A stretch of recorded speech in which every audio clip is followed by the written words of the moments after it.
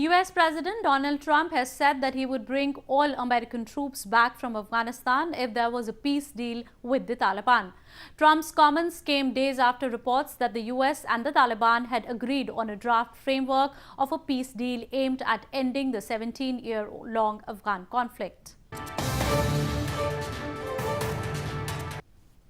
U.S. President Donald Trump on Thursday said he would bring American troops home if a peace deal was reached to end 17 years of war in Afghanistan. The United States and the Taliban have sketched the outlines for an eventual peace accord, a U.S. special envoy said on Monday, but there was no sign the insurgent group had accepted key U.S. demands. The announcement by the U.S. president comes after Afghan President Ashraf Ghani, in a letter to Trump, asked him to slow down the withdrawal of American troops from Afghanistan and suggested cutting costs for the U.S., where possible, reports said.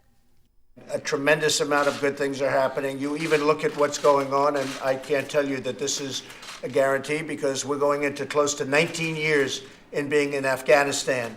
And for the first time, they're talking about settling. They're talking about making an agreement. And we bring our people back home. If that happens, we'll see what happens. But they're in very serious negotiations for the first time. There's a reason for that. So I think we're doing so well on a foreign policy basis. Meanwhile, according to U.S. Special Envoy Zalmay Khalilzad, U.S. negotiators and Taliban representatives had agreed in principle on a draft framework for peace during the talks in Doha, local media reported.